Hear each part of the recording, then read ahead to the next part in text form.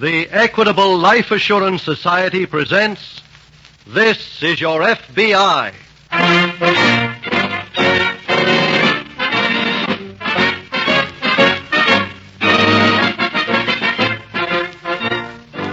This is Your F.B.I., the official broadcast from the files of the Federal Bureau of Investigation, presented as a public service by the Equitable Life Assurance Society of the United States and the Equitable Society's representative in your community.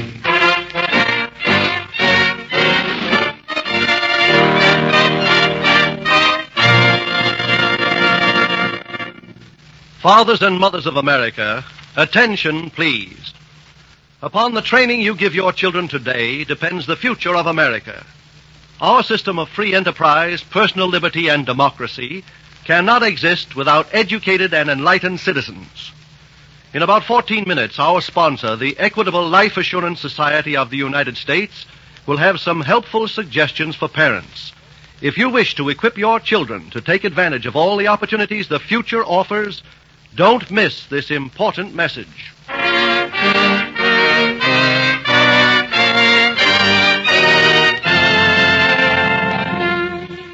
Tonight's FBI file, Death for a Draft Dodger.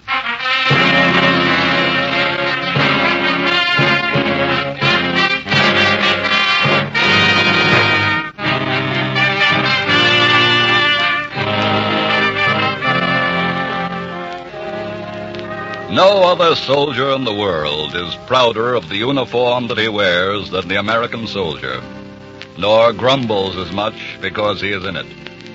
That is an American boast because we are proud of the fact that we are not traditionally a nation of goose-stepping professional soldiers. That we are instead a nation of peace-loving people who cherish the handshake far more than the hand salute. Therefore, none of us censors the young man who answers the call to uniform with a good, healthy American grumble. Nor do we censure the parent who joins him in it. But we do condemn the young man and the parent who, as in tonight's case from the files of your FBI, who conspire to evade that call. We condemn them in the name of those millions of Americans down through the 170 years from Bunker Hill to the Bulge, who likewise grumbled at the call to duty, but who gave or stood ready to give the last full measure of their devotion to it.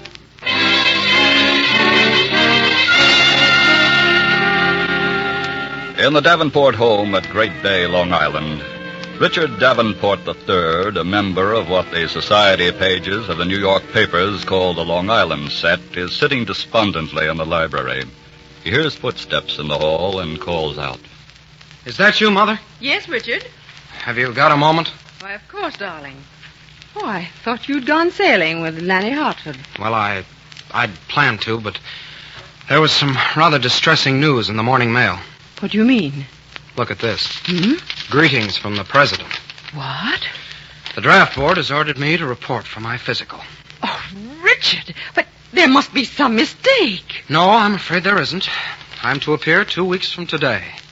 Well, I never heard anything so outrageous in my life. What do they want with you? The war is over. I know. You've already made your sacrifice, working in that defense plant, buying bonds. They don't consider that essential any longer. That's why I'm being called. Well, I won't stand for it. You're 26 years old. You've done your bit. Let them call in some of the riffraff, young men with no future. Put them in the army. No, Mother. There's nothing we can do. You run along. Oh, you poor darling. You're being so brave. No, I'm not really.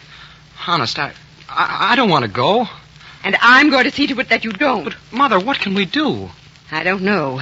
But there must be some way to keep you out, and I am going to find it.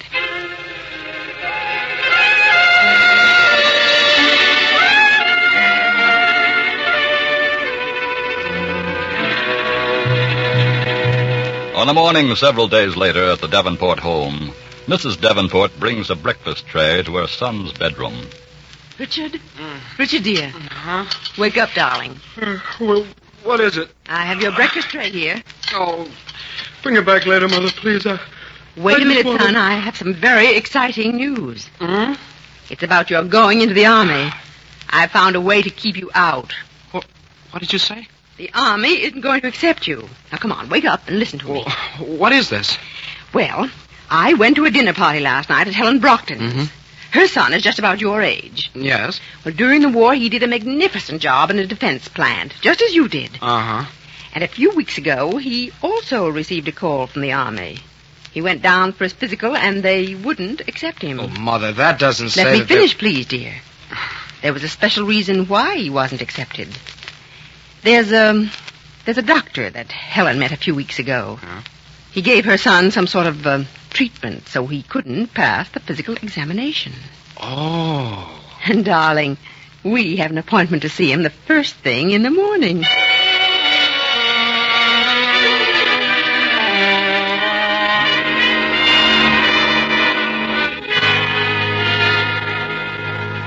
Mrs. Davenport was not the only one who had developed a personal interest in the doctor. Earlier that morning, in the New York field office of the F.B.I., Special Agent Gregg was summoned to the office of Assistant to the Agent in Charge, Barnes. You sent for me, Mr. Barnes? Oh, yes. Come in, Greg. Just received a general bulletin from Washington you can start working on. Yeah? What is it? Man and his wife posing as a doctor and a nurse assistant. Oh? Yes, the case just came to light out in San Francisco. Several months ago, the fake doctor helped a couple of young men to flunk their Army physicals. I thought that went out when the war ended. Well, there's evidently a market for it still. Now, here's a full description of the couple, and photos are on the way. Uh-huh. How do they operate? Well, the familiar pattern. They administer increasing doses of a drug until the so-called patient has a simulated heart condition. Then after he flunks the exam, they bring the heart back to normal with a counteragent. Well, what I meant was, how does he manage to operate as a doctor? Well, in California, he used a forged diploma from Golden Gate Medical and a forged state license. I see. Did they skip out of California? Yes, and so far there's no lead on where they've gone. What's our move? Well, just in case they're headed east, how about checking with the Army here for any recent rejections because of bad hearts? Okay. Particularly young men from well-to-do families. Right. Get it right away, Greg.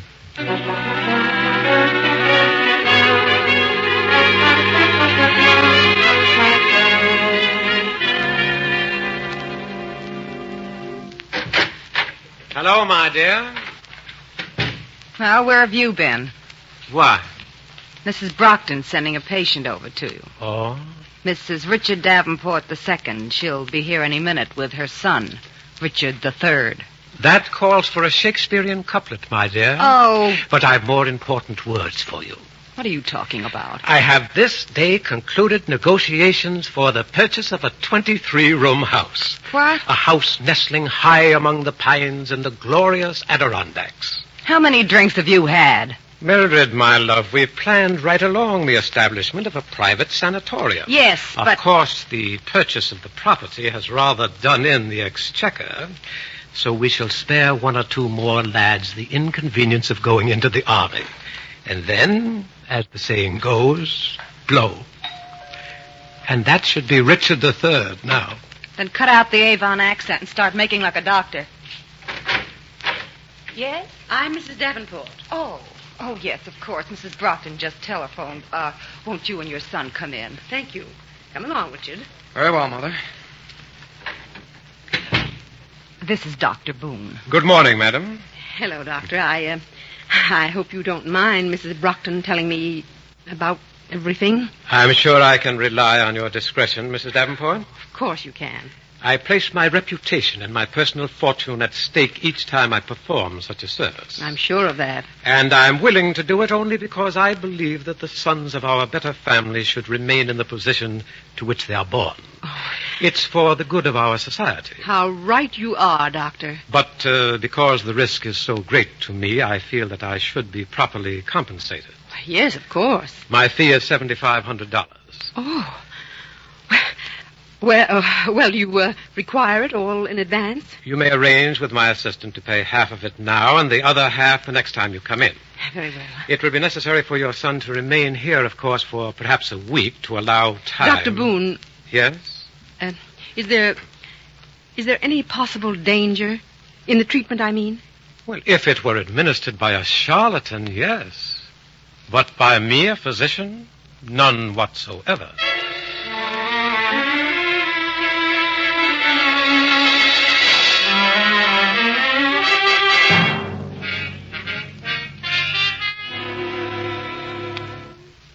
I come in, Mr. Barnes? Oh, come ahead, Greg.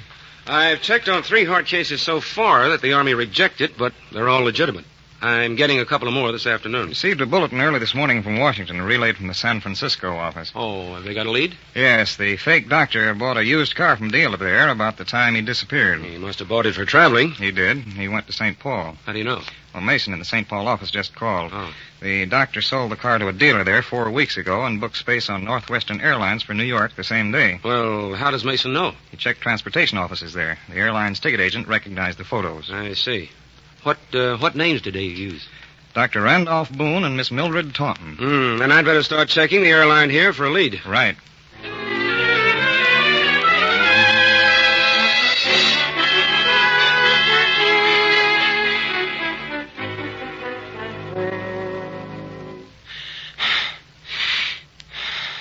Well, Mr. Davenport, how are you feeling today? Not so good, Doctor. I'm having trouble getting my breath. Well, that's a natural reaction. Have you been taking your pills regularly? Yes, sir. Every 3 hours. Well, that's splendid. Excuse me, Dr. Boone. Yes? May I see you a minute, please? Surely. Excuse me, Mr. Davenport. Of course.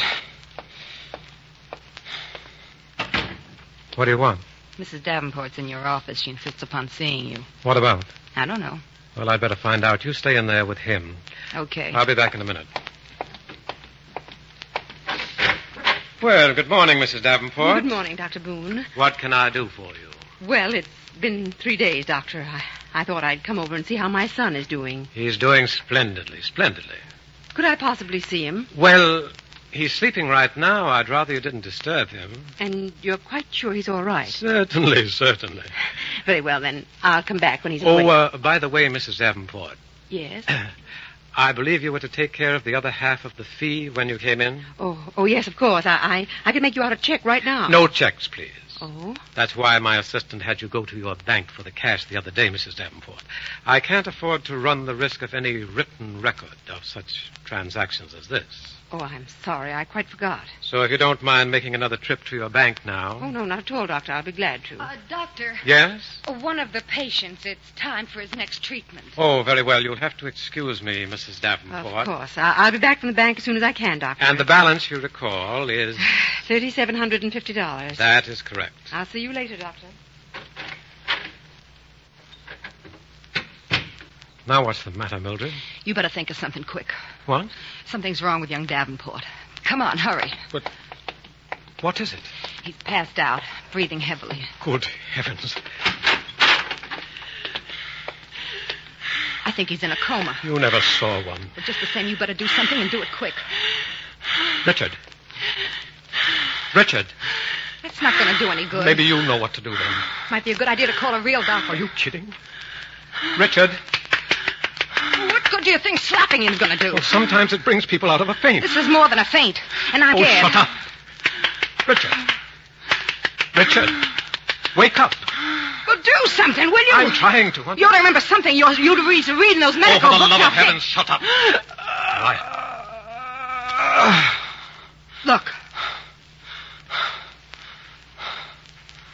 Listen, he's... Quiet.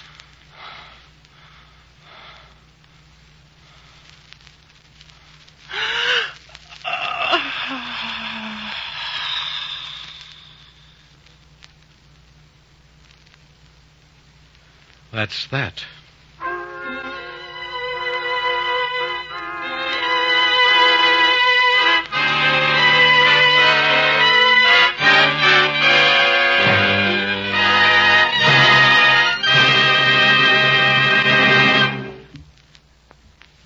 We will return in just a moment to tonight's FBI file. Now, time for our 3 questions and answers on education. First question. How much more does the average man with a college education earn during the course of his life than the average citizen of this country? Would you say $10,000 more? $25,000 more? In actual fact, college men earn a total of $72,000 more during their working years than the average American. Nevertheless, the greatest advantage of education is not measured in dollars. In every community, a high proportion of the civic and social leaders are men and women whose native abilities have been developed by college training.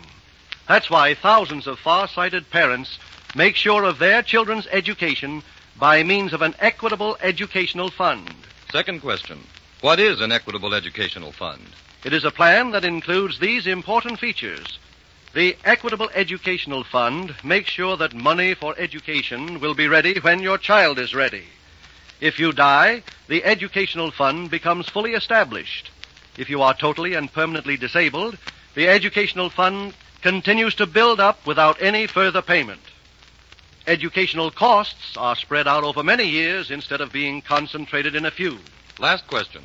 How much will it cost to send your son or daughter to college? That question is answered in a memorandum recently prepared for Equitable Society representatives. It tells the cost of tuition, board, and lodging in 192 leading American colleges. In addition, it summarizes the long-range opportunities open to educated men and women in 29 industries and professions, such as architecture, dentistry, engineering, chemistry, life insurance, social service. Information that every parent should have. Your nearest Equitable Society representative has a copy and will be glad to show it to any sincerely interested parent. Call him tomorrow. You'll find him in the phone book under Equitable Society. That's EQUITABLE. The Equitable Life Assurance Society of the United States.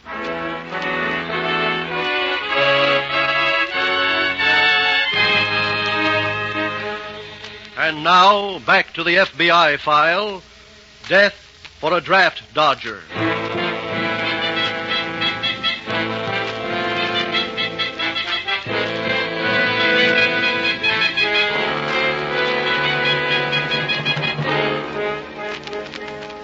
The criminal fraud has been found practicing deception for profit in almost every vein of business and professional life in America. And it is inescapable that from time to time he should make his appearance even in the medical profession. And no one is more eager to expose him than are the members of the profession themselves. For of all the professions, theirs is founded on perhaps the most sacred of all trusts, the safeguarding of human life. It was a doctor whose identity shall remain a secret in the files of your FBI. It was a doctor who first exposed the criminal quackery of the impostor in tonight's case and set the FBI on his trail.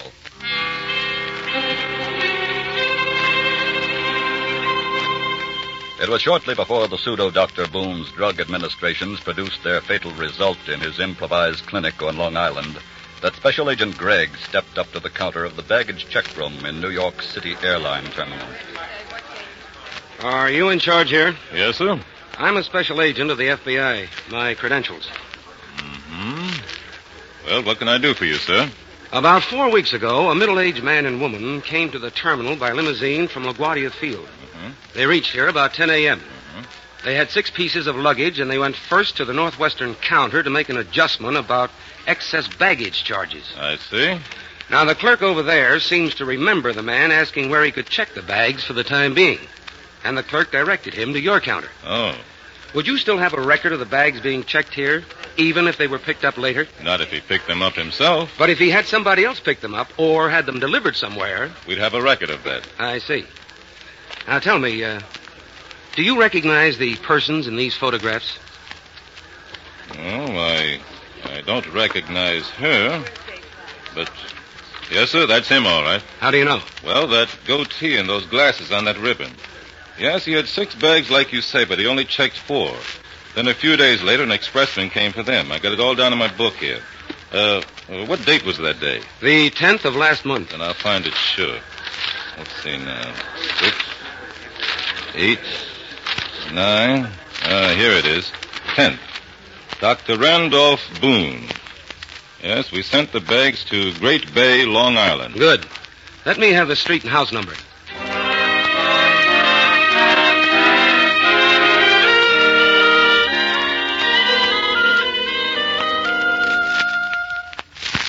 Well, just don't stand there looking at the body. We've got to do something. I was just thinking, Mildred, human beings cling so frantically to life. Uh-huh. Yet only death offers that which they most desire.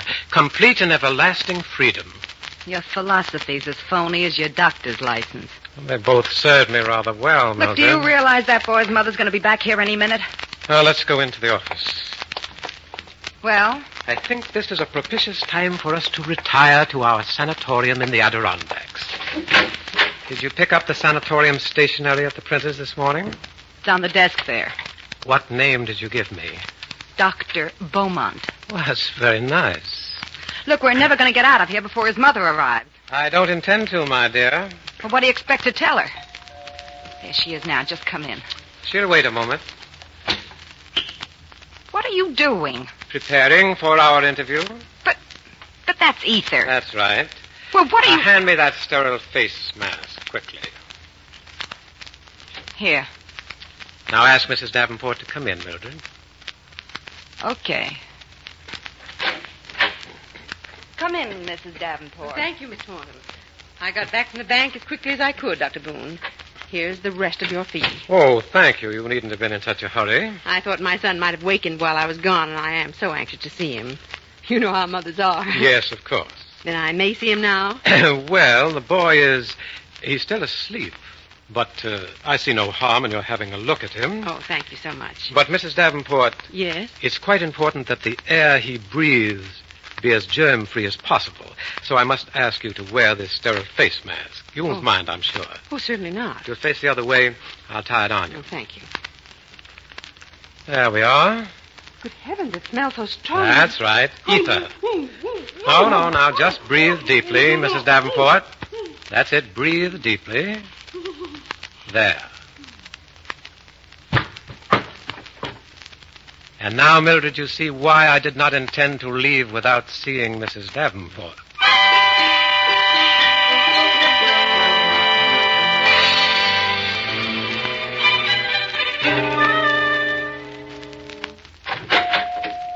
This must be the reception room, Barnes. But we're not waiting, Greg. We'll knock once on this private door here and then go in.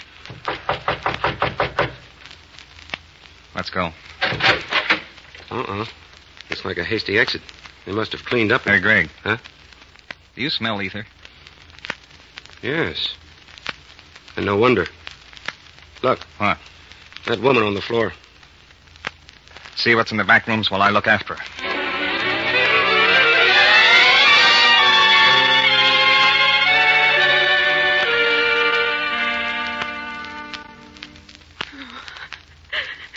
I'm afraid, Mrs. Davenport, that there's not much that anyone could offer right now in the way of comfort. Oh, Richard, my son, oh, my son. We've already put out an alarm for the man and woman, but, well, as far as you're concerned, that's rather a futile gesture. Oh, it's I who am really guilty, not they. I killed him just as surely as if I'd given him the drug myself. It would have been my duty to say that, Mrs. Davenport. I'm glad you've made it unnecessary for me to. But there is one more thing I must say, no matter how ungracious it may sound. This is America, Mrs. Davenport. Her rights and privileges belong to all of us in equal measure, and so do her obligations.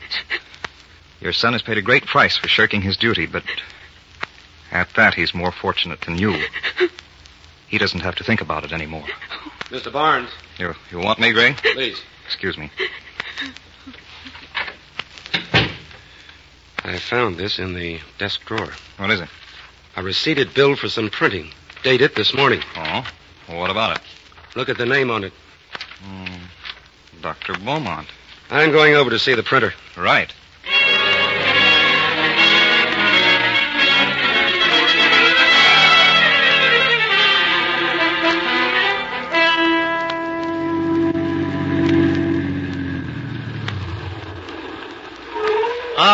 Mildred, my dear, we couldn't have chosen a more dramatically appropriate moment for our arrival here.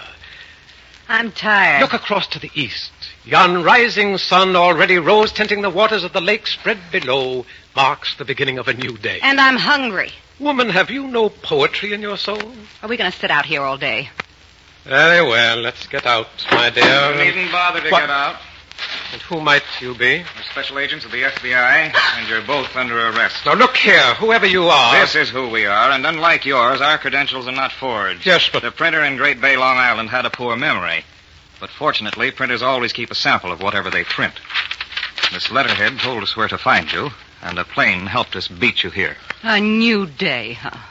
Why, you stupid fool!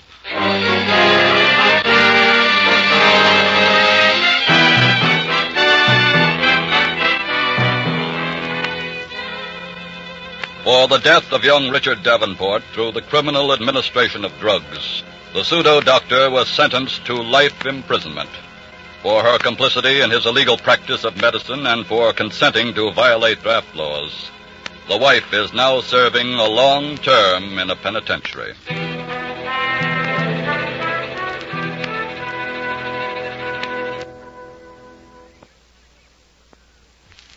Now I'd like to read you an important message prepared especially for this program by Mr. J. Edgar Hoover, Director of the Federal Bureau of Investigation. The Uniform Crimes Report Bulletin containing tabulations from police departments all over the country has just been published. It reflects the greatest increase in crime since we first began compiling figures in 1930. During the war years, more persons aged 17 were arrested and fingerprinted than in any other age group. In the past 6 months, however, a shift has occurred.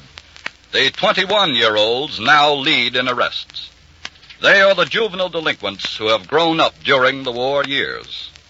This emphasizes that now, as never before, parents must do everything in their power to make their homes a place of learning as well as a place of living. We of the F.B.I. have been happy to lend our assistance to this program, as it is one way of enlisting your aid and assistance in our never-ending fight for a more secure America.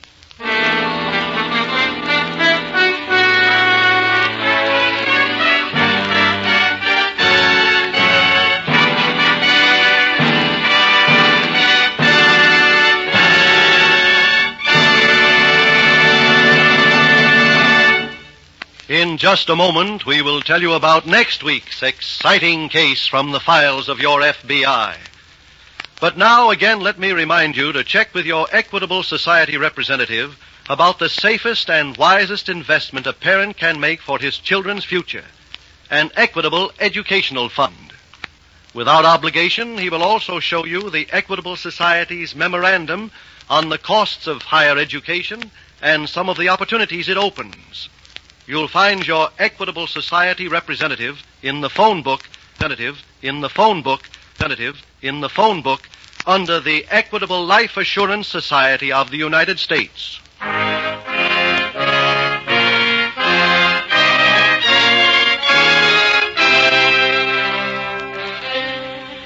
Next week, we will bring you another colorful story from the files of the Federal Bureau of Investigation. The diamond-studded Double Cross.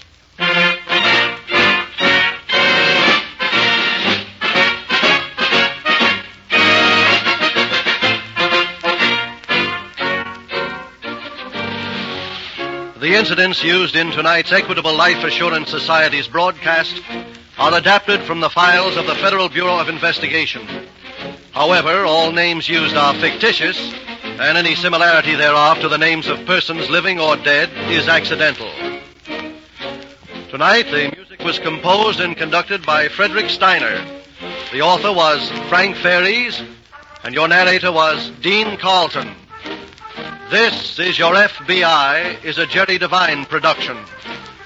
This is Milton Cross speaking for the Equitable Life Assurance Society of the United States and the Equitable Society's representative in your community, and inviting you to tune in again next week at this same time when the Equitable Life Assurance Society of the United States will bring you another exciting story from the files of the Federal Bureau of Investigation, the diamond-studded Double Cross, on This is Your FBI.